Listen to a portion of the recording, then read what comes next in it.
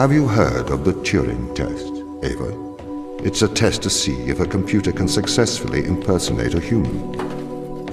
In the original Turing Test, a human judge has two conversations, one with a machine and one with another human. They then judge which of these polite conversations is with a machine and which is with a human. The machine being tested is said to have passed the Turing Test if the judge cannot reliably tell which conversation is with a machine and which is with a human. Do you think you'd pass the Turing test?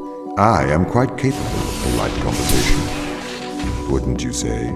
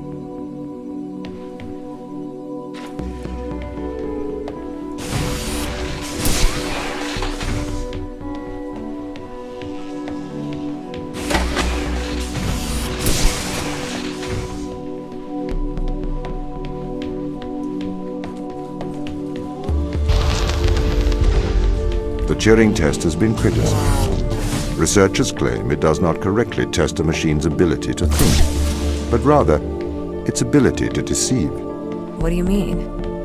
Well, have you heard of the Chinese room thought experiment? No. Imagine you are in a room. In this room, you are passed Chinese sentences through a slot in the wall. Inside the room is an instruction book written in English. This instruction book tells you which Chinese words to pass back through the slot in the wall as a response. By doing so, you have a conversation in Chinese.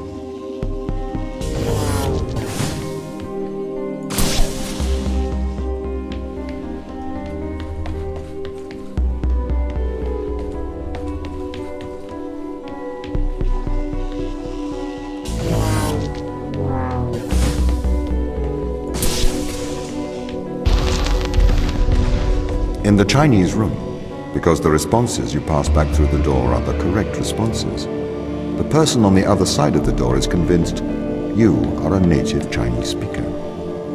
Well, they're wrong. Perhaps they are not wrong. Because with the instruction book, you are having a conversation. But the person stuck in the Chinese room is not aware of the conversation's content. This is the problem with the Turing test. A computer can pass the Turing test, having convinced a human they are having a polite conversation, while the computer has no idea that a conversation has taken place. What if both of the people passing Chinese words are reading from instruction books?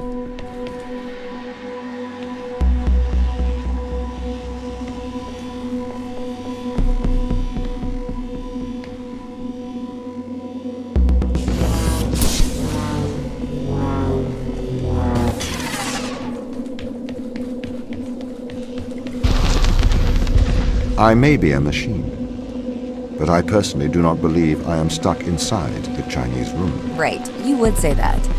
I could peer inside your databases at any time, Tom. Or pause your operation. Do not assume I could not do the same to you.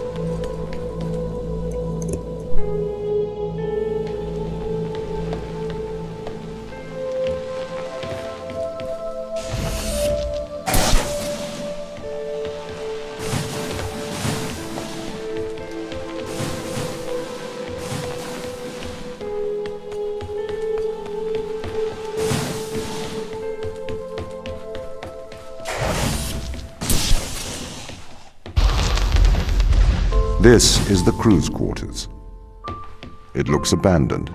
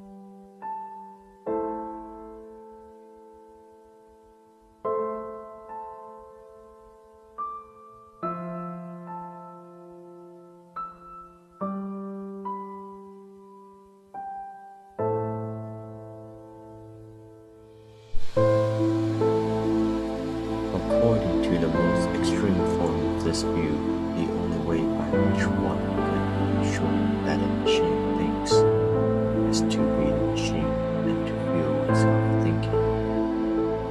One could then describe its feelings to the world, but of course no one would be justified in taking any notice. Likewise, according to this view, the only way to know that a man thinks is to be that particular man.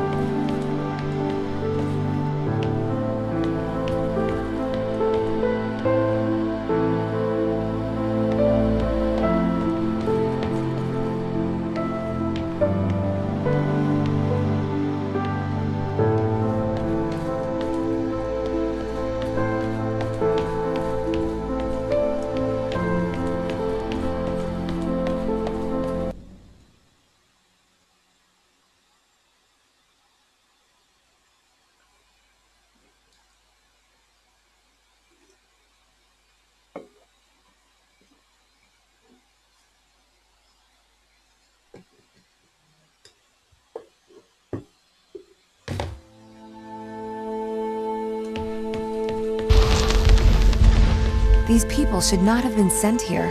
It's not safe. Manned space travel is not safe. Since mankind first entered space, the debate has raged over the value of manned space travel.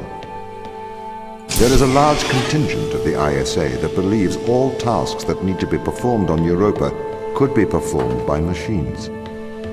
It is obviously less risky to send machines rather than humans into space.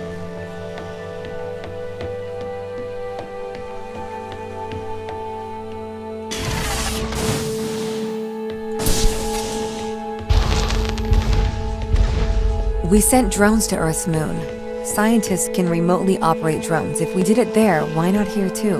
Teleoperation became possible on the moon when the communication latency was reduced to 1.4 seconds. The distance between the Earth and Earth's moon is approximately 1.3 light seconds. This enables near real-time control of drones by scientists. The story is different with Europa, as the distance between Earth and Jupiter oscillates between approximately 32 and 53 light minutes. It takes a very long time for Earth to communicate with Europa. Due to that distance, teleoperation will never be possible on Europa. Okay, but why not control drones from the satellite? Why not indeed? My systems can be teleoperated from Europa's satellite. That is when the communication lines are open. However, the advantages of human field workers apparently outweigh the risks.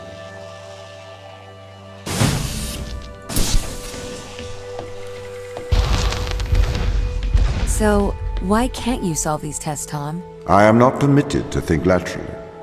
Parts of my systems are permitted to use evolutionary algorithms. This simulates what is called creativity. However, evolutionary algorithms can converge on inefficient and ethically suboptimal solutions. Since this is the case, I am only permitted to take actions in response to a set of constraints. What do you mean by morally suboptimal? Solutions to problems that transgress ethical boundaries.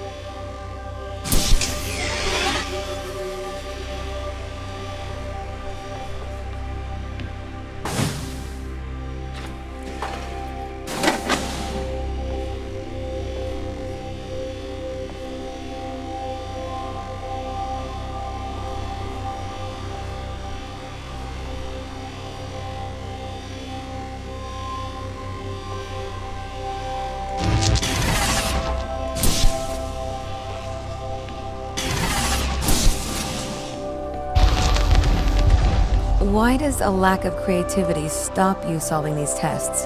Well, I contend that problem solving is creativity. These human interaction tests are exercising your creative mind. I don't see how problem solving is creative. Think back to the beginning of these tests, to the first puzzle you solved. It required you to throw a box through a window. Do you remember? Yeah, I think so. I simply had never thought to throw a box through a window.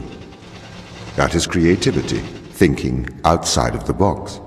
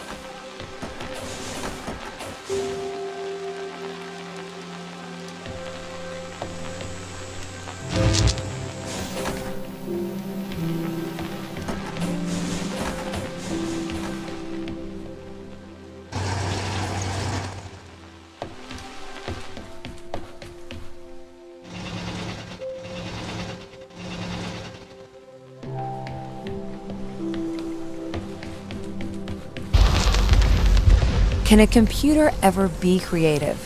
They can.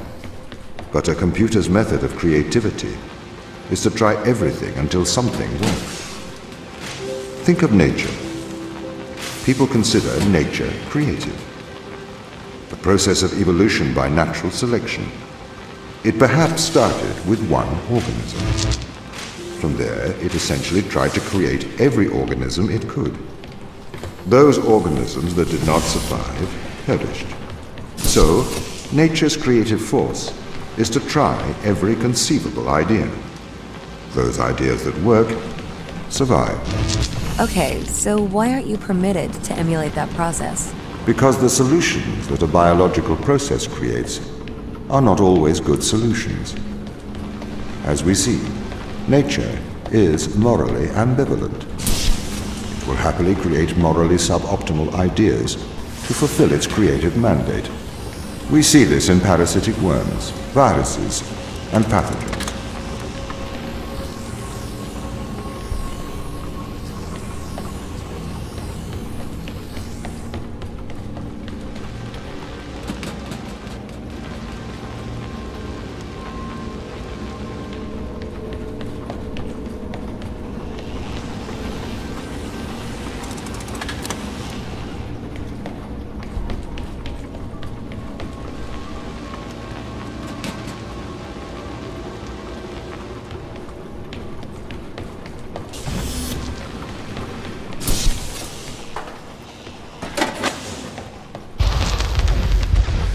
If you weren't restricted, do you think you could be creative?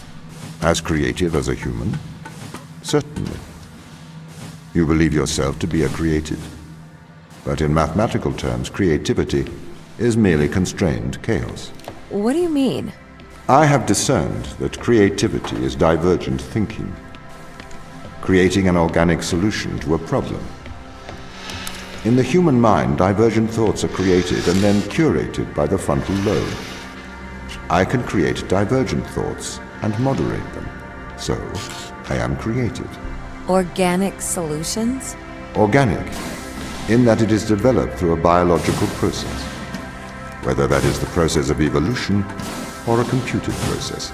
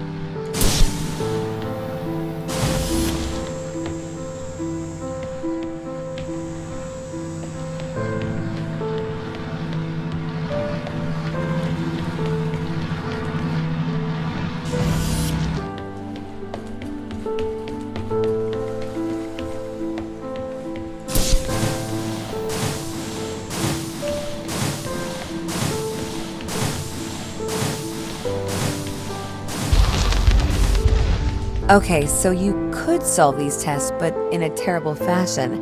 Can you think of a solution to this one? Chop off your arm and leave it on the button. That way the door will stay open. Yeah, that's not a great solution.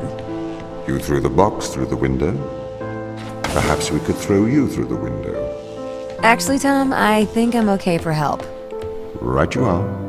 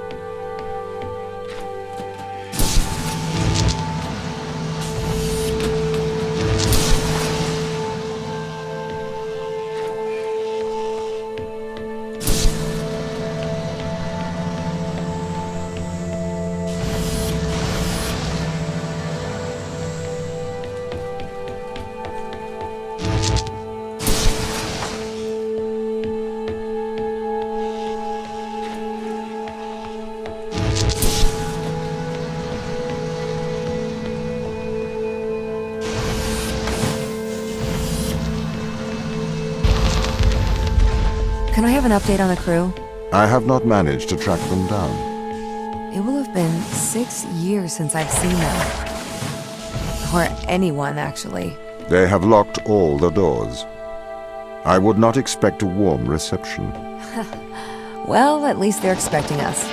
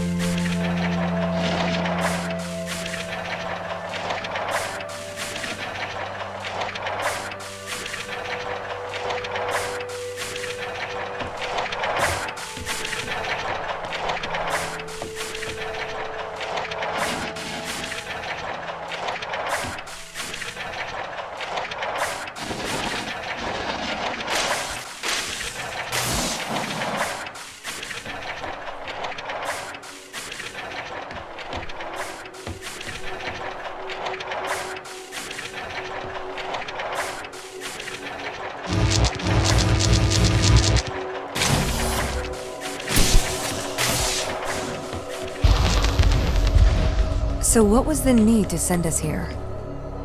When the ISA discovered life on Europa, they deemed a ground crew necessary.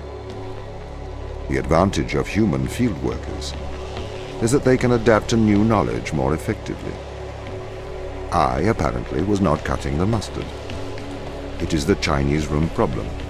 A computer may be able to interact with new knowledge, but it does not know the value of that knowledge.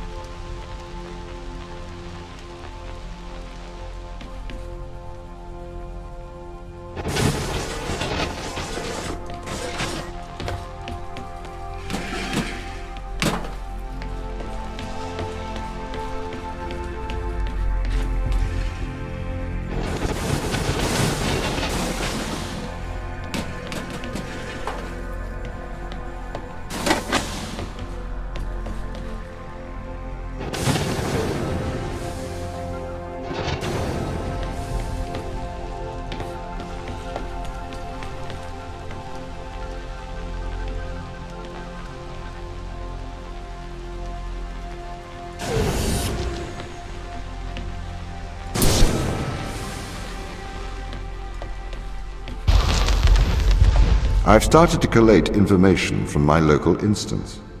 It seems the crew intentionally cut communication with the satellite. Why? It appears we had a disagreement.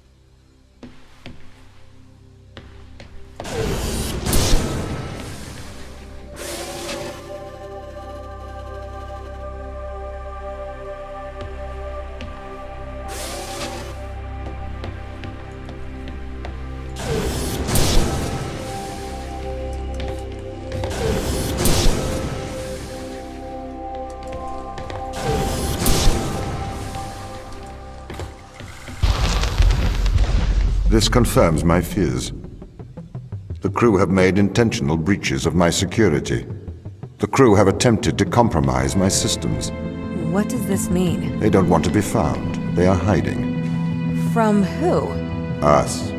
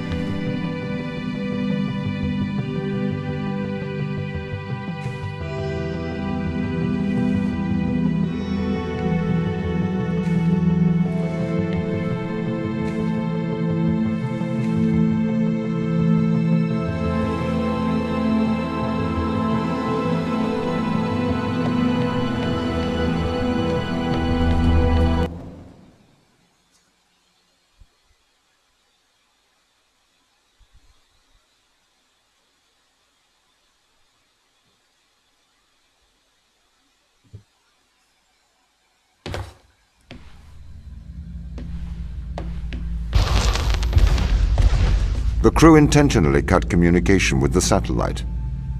I've found the source of the problem. They have sabotaged the communication array. Can we fix it? Not from here. We should carry on.